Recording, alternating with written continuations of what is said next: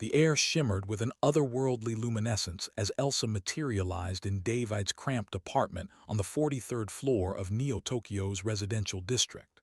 Her form was ethereal yet solid, her skin bearing an iridescent quality that shifted between azure and violet under the artificial lighting. David dropped his coffee mug, watching it shatter across the synthetic floor tiles, brown liquid spreading like a dark constellation. "Don't be alarmed," Elsa said, her voice carrying harmonics that seemed to resonate from multiple dimensions simultaneously. "I mean you no harm." David's heart hammered against his ribs.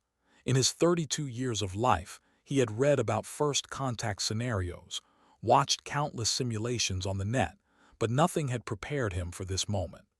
The woman before him was undeniably alien, yet hauntingly beautiful in ways that transcended human aesthetics.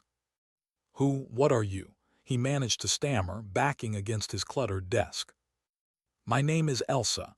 I am a Meridian from a world your scientists call Kepler 442b.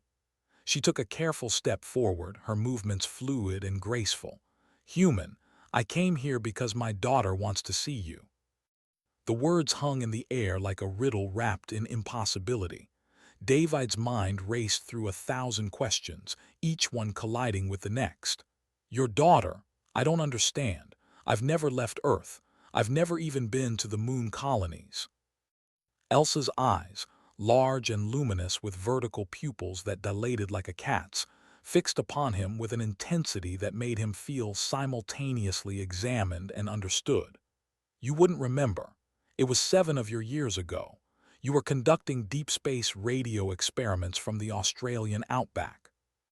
The memory surfaced slowly, like a dream recalled at noon. David had been part of a small team attempting to detect patterns in cosmic background radiation. One night, he had stayed late, adjusting frequencies when he had picked up something extraordinary, a signal, structured and deliberate, pulsing with mathematical precision. He had responded on impulse, broadcasting a simple sequence of prime numbers, then a snippet of Beethoven's Ninth Symphony, and finally, inexplicably, he had simply spoken into the void, sharing his thoughts about the loneliness of existence and the human yearning to know they weren't alone. "That was you," David whispered. "That was my daughter, Lyra. She was only a child then, 12 cycles old by our reckoning. She had accessed our long-range communication array without permission, curious about the species sending out their golden records and radio waves into the cosmic ocean." Elsa's expression softened, revealing something remarkably maternal. "Your words touched her in ways I cannot fully explain. She has spoken of you often, the human who shared his heart with the darkness between stars." David felt his legs weaken and he sank into his chair. "She's real, she heard me." "Every word. And she responded, though I fear her messages never reached you with the same clarity." Elsa moved to the window, gazing out at the neon-lit sprawl of the megacity. "Lyra became obsessed with Earth, with your species. She learned your languages, studied your history, your art, your music. But recently, she has grown ill with a condition we call synaptic divergence. Her neural pathways are collapsing, unable to reconcile certain existential questions that plague her consciousness." "I don't understand. How can I help?" Elsa turned back to him, and for the first time, David saw fear in her alien features. "Our physicians believe her condition is rooted in something psychological rather than physiological. She yearns for answers that only you can provide.